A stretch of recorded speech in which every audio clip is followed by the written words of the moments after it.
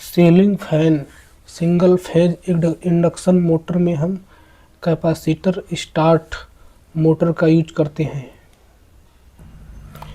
वैसे तो हम लोग परमानेंट कैपेसिटर स्टार्ट मोटर का यूज करते हैं, बट इस क्वेश्चन के हिसाब से मतलब सिंगल फेज इंडक्शन मोटर जो सीलिंग फैन में यूज किया जाता है उसमें कैपेसिटर स्टार्ट मोटर का यूज किया जाता है।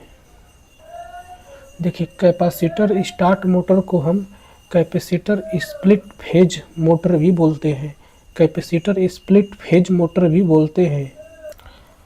देखिए, जो कैपेसिटर स्टार्ट मोटर होता है उसमें किस प्रकार का कैपेसिटर यूज करते हैं, तो इसमें इलेक्ट्रोलाइटिक कैपेसिटर का यूज करते हैं, इलेक्ट्रोलाइटिक कैपेसिटर का यूज करते हैं। तथा जो इलेक्ट्रोलाइटिक होता है वह हाई वैल्यू शॉर्ट ड्यूटी, मतलब कि ज़्यादा वैल्यू का और कम टाइम तक चलने वाले इलेक्ट्रोलाइटिक कैपेसिटर का यूज किया जाता है। देखिए, कन्वेंशनल सिंक्रोनस मशीन में जो permanent magnet synchronous generated best wind turbine होती है उसमें जो फील्ड वाइंडिंग होती है उसको किसके द्वारा रिप्लेस किया जाता है, तो परमानेंट मैग्नेट से रिप्लेस किया जाता है।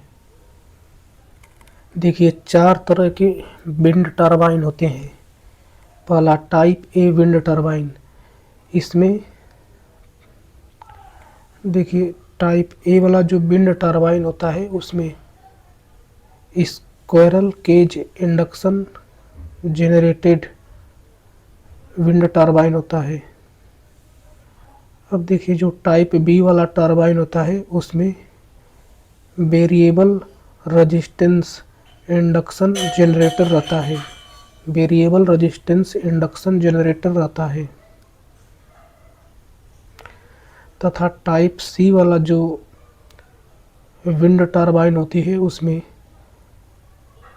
डबली फेज इंडक्शन जनरेटर रहता है।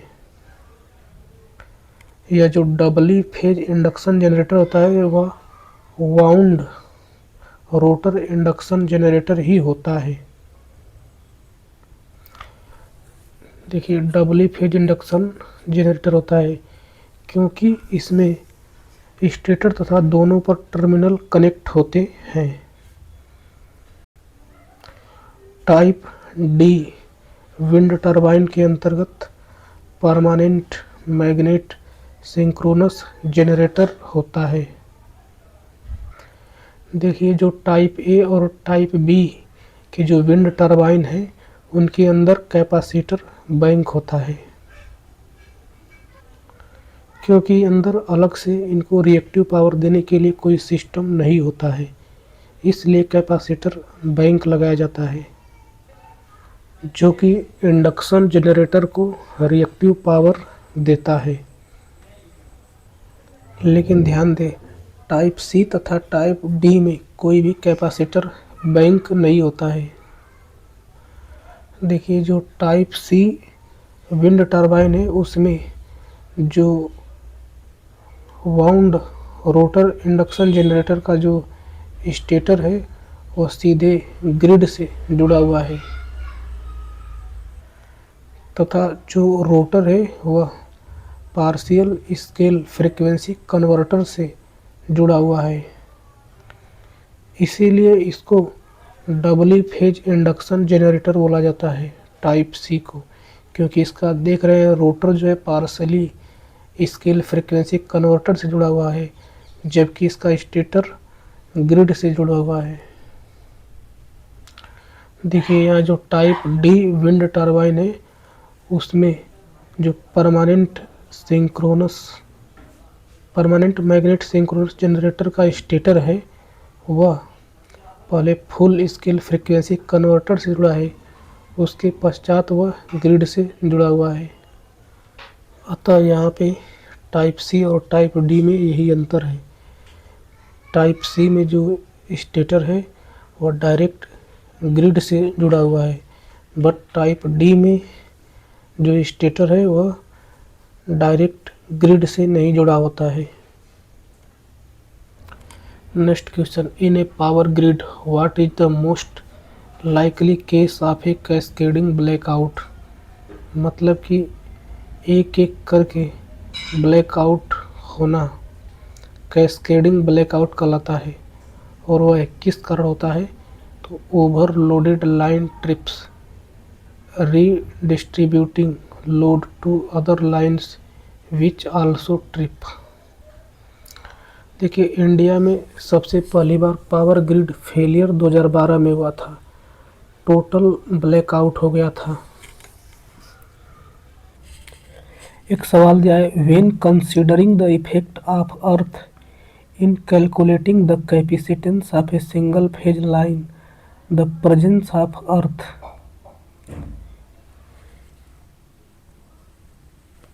Increase the line capacitance.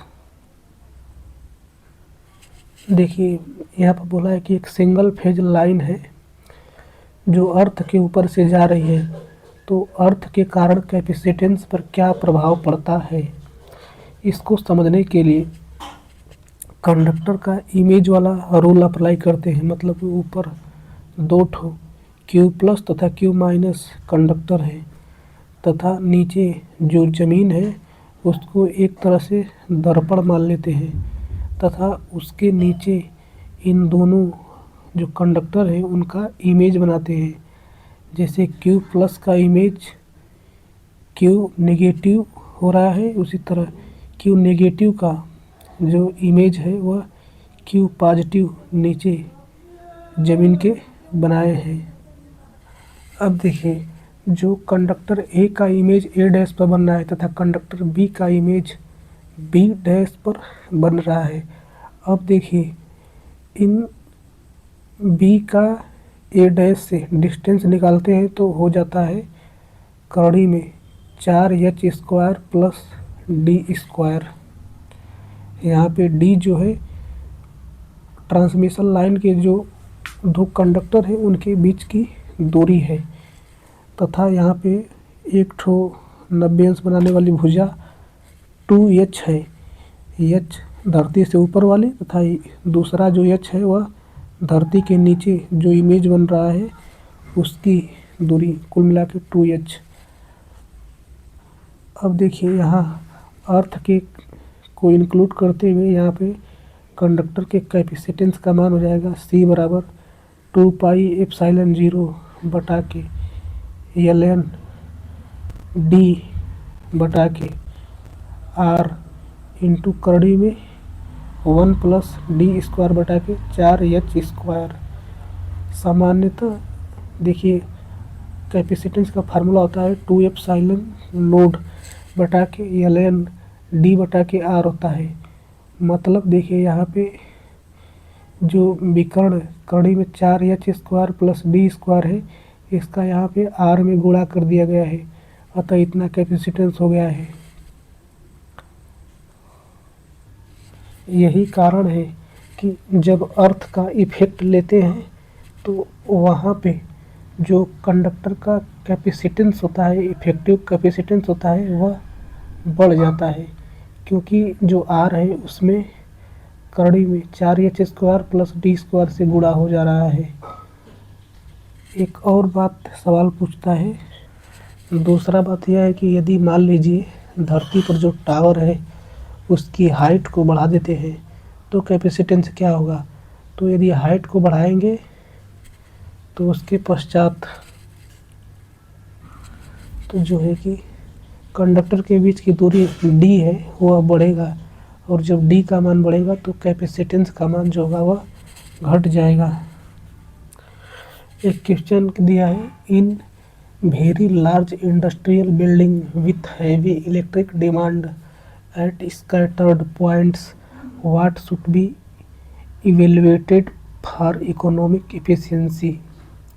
तो high voltage distribution to subsidiary substation and large equipment. मतलब कि कोई शहर है, वहाँ पर बहुत ऊंची ऊंची बिल्डिंग है तथा वहाँ पे इलेक्ट्रिक की डिमांड बहुत ज़्यादा है, तो वहाँ पे हमको इकोनॉमिक एफिशिएंसी के अनुसार हाई वोल्टेज पर ही डिस्ट्रीब्यूशन करने के लिए इक्वाइपमेंट की व्यवस्था करनी पड़ेगी। एक क्वेश्चन दिया है, what is the estimate prepared to add new item to the original work while the project is in progress called supplementary estimate. देखिए, सबसे पहले प्री प्रिलिमिनरी एस्टीमेट क्या होता है? इसको रफ एस्टीमेट अथवा अप्रोक्सीमेशन एस्टीमेट भी बोला जाता है। इसको क्योंकि शुरुआत में ही थोड़ा सा कोई आइडिया नहीं होता है, बट अंदाज़ा पे ही अनुमान लगा लेते हैं कि इस बिल्डिंग को बनाने में इतना खर्चा लगेगा, तो इसको प्रीलिमिनरी एस्टीमेट बोलते हैं। अब देखिए, इसके बाद एक ठो दूसरा बनता है डिटेल्ड एस्टीमेट। इसमें बिल्डिंग बनाने में क्या क्या सामान लगेगा, कितना सिविल खर्चा आएगा, कितना मैकेनिकल खर्चा आएगा, कितना इलेक्ट्रिकल खर्चा आएगा, इन सब का डिटेल्ड लिखा होता है। यह मोस्ट एक्यूरेट एस्टीमेट होता है, इसे डिटेल्ड एस्टीमेट बोलते हैं। अब देखिए, तीसरा जो होता है सप्लीमेंट्री एस्टीमेट। इसमें यह होता है कि मान लीजिए कोई बिल्डिंग बनकर तैयार हो गई, उस पर एक फ्लोर और बनाना है, तो उसमें कितना खर्चा आएगा, तो नई वहाँ पे सामान ऐड करना पड़ेगा, तो उसको हम लोग सप्लीमेंट्री एस्टीमेट के अंदर इंक्लूड करते हैं। ध्यान दीजिए, सबसे कम स्विचिंग स्पीड अथवा सबसे कम स्विचिंग फ्रीक्वेंसी SCR की होती है। उसके बाद BJT का स्विचिंग स्पीड होता है। उसके बाद IGBT का स्विचिंग स्पीड होता है, तथा उसके बाद मॉसफेट का स्विचिंग स्पीड होता है। मतलब सबसे कम स्पीड में SCR स्विच करता है, उससे कम स्पीड में BJT करता है, तथा BJT से फास्ट स्पीड में स्विचिंग IGBT करता है, तथा IGBT से भी फास्ट स्विच जो है कि मॉसफेट करता है। इस सवाल में दिया है एक ठो final stage of a thyristor gate triggering circuit. मतलब यहाँ पे थायरिस्टर गेट ट्रिगरिंग सर्किट के फाइनल स्टेज का सर्किट दिया हुआ है। इसमें से पूछा है कि पल्स ट्रांसफार्मर का क्या यूज होता है, तथा यहाँ पे जो गेट रेजिस्टेंस R1 है उसका क्या कार्य होता है, तथा दूसरा चीज़ पूछा है कि यहाँ पे जो R2 गेट रेजिस्टेंस है उसका क्या कार्य है। तो देखिए, जो पल्स ट्रांसफार्मर है वह इलेक्ट्रिकल आइसोलेशन प्रोवाइड करवाता है। अब देखिए, जो गेट रेजिस्टेंस R1 है वह जो करंट है, ट्रिगरिंग के समय जो करंट जाती है उसको लिमिट करता है, मतलब उसको कम करता है। और देखिए, जो R2 है वह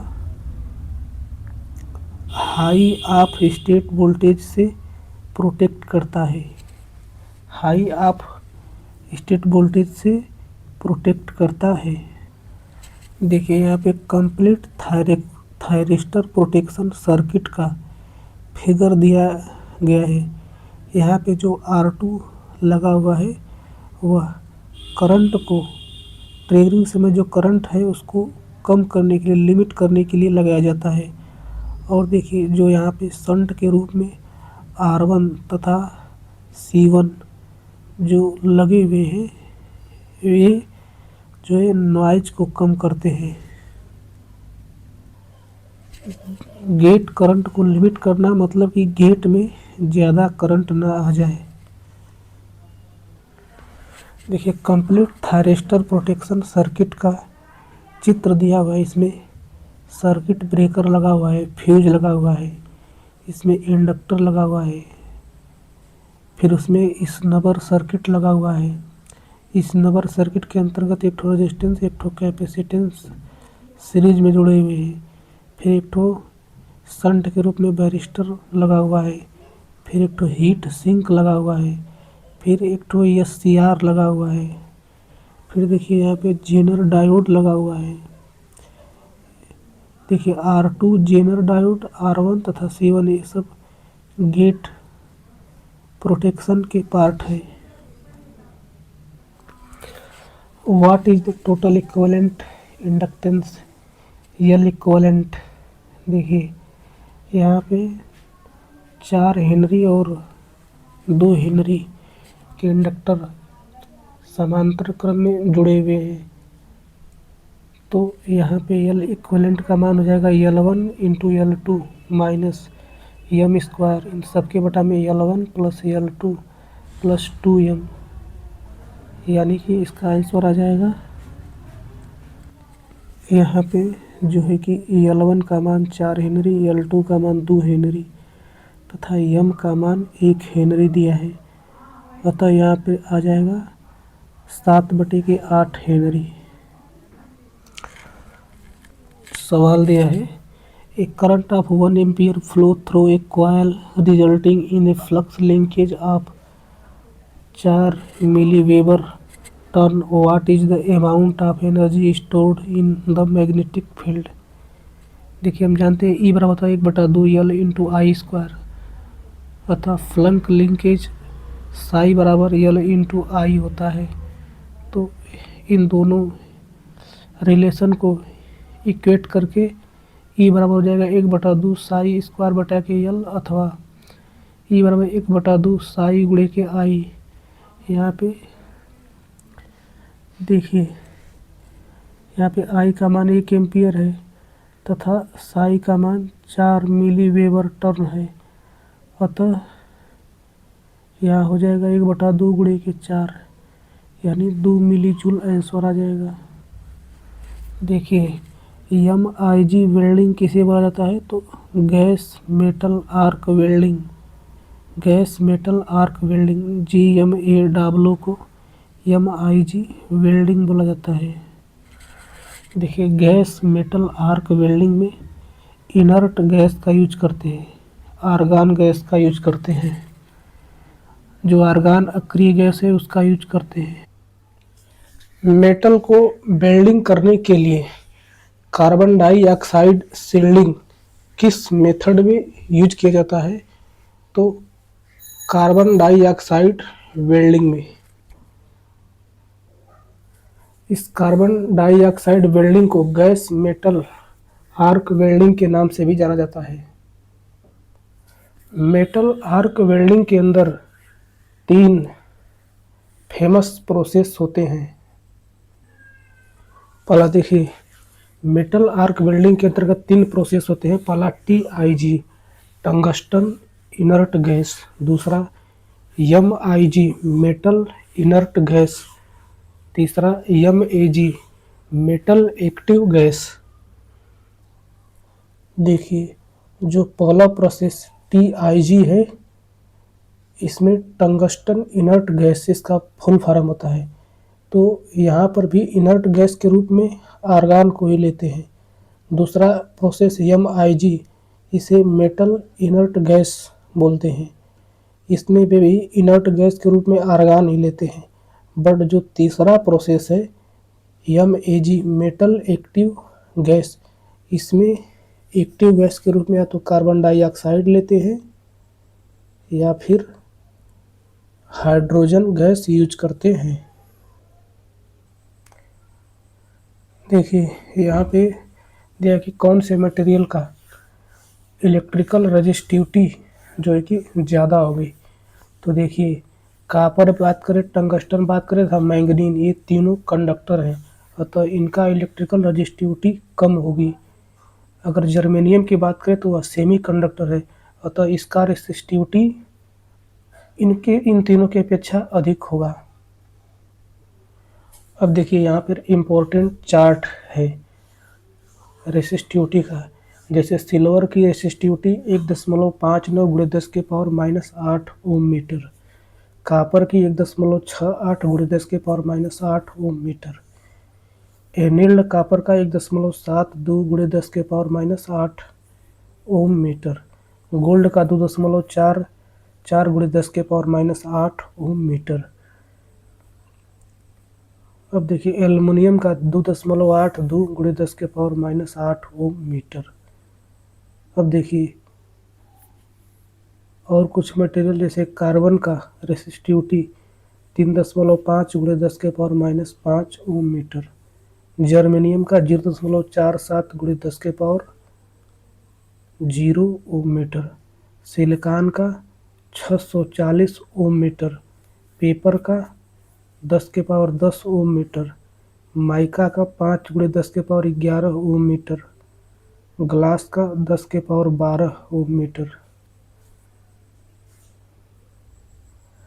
देखिए केल्विन्स डबल ब्रिज का यूज कितना ओम का रेजिस्टेंस मापने में किया जाता है, तो लो रेजिस्टेंस बोले तो 1 ओम से कम वाला रेजिस्टेंस को केल्विन डबल ब्रिज के द्वारा नापा जाता है। अब देखिए मीडियम रेजिस्टेंस की रेंज 1 किलो ओम से लगाई 100 किलो ओम तक, 1 ओम से लगाई 100 किलो ओम तक मीडियम रेजिस्टेंस, तथा हाई रेजिस्टेंस का मान 100 किलो ओम से ज़्यादा होता है।